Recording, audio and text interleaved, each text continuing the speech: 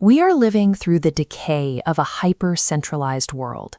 Algorithms govern behavior, institutions demand compliance over competence, and relationships are increasingly reduced to hollow, manufactured obligations. History operates on a pendulum. Massive empires inevitably cannibalize their own citizens to preserve the center, overextend themselves, and fail. When they do, power fragments back outward to local, decentralized networks. That friction and alienation you feel marks a necessary clearing of the board, a rare opening to build something authentic from the ground up. The rot of the herd has to burn away, so the creator can step forward. You cannot shape reality when you are tethered to a system that demands your subservience. You cannot forge a new civilization out there if you are still ruled by the ghosts in here. The first conquest is internal. You must confront your own deepest fears and strip away the psychological operations designed to keep you small and dependent. Beneath that social conditioning lies what ancient traditions call the divine spark. This is your inherent, unborrowed sovereignty. It does not require permission, and it owes no tribute to any earthly authority. A mind awakened to this spark stops asking the dying herd how to live. It chooses to dictate its own timeless values, anchoring itself to courage, objective truth, and an uncompromising pursuit of excellence. Until you achieve absolute mental mastery, any alliance you build will crack. You must become unshakable alone before standing shoulder to shoulder with anyone else. This internal sovereignty dictates how you interact with the world, a choice Ayn Rand defined as the conflict between rational self-interest and the morality of sacrifice. On one side, your own life and happiness are your highest purpose. On the other, you are a resource to be consumed by others. This dynamic is intensely destructive behind closed doors, often taking the form of a parasitic fear bond. Consider Hank and Lillian Reardon. She offers him no real value, yet weaponizes his sense of duty to keep him trapped in a loveless cage. The parasitic partner actively suppresses your greatness.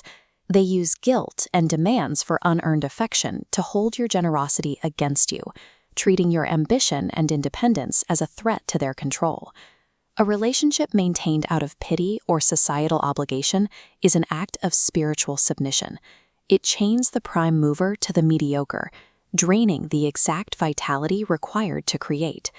The warrior-philosopher pursues the upward glance, a profound reverence for the heroic qualities you actually see achieved in another person.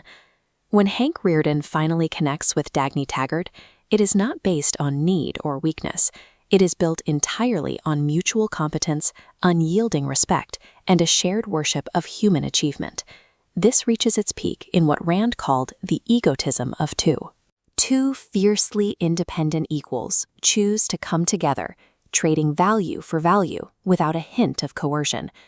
True romance celebrates your highest, most cherished values, mirrored in the soul of an equal. The final stage of the hero's journey is the return. You take these principles of sovereign connection and use them to recruit allies, building a genuine platonic brotherhood. Look at the architect Howard Wark. He is perfectly willing to stand alone against an angry mob. Yet, because his integrity is absolute, he naturally forms unbreakable bonds with the few individuals who share his uncompromising standards.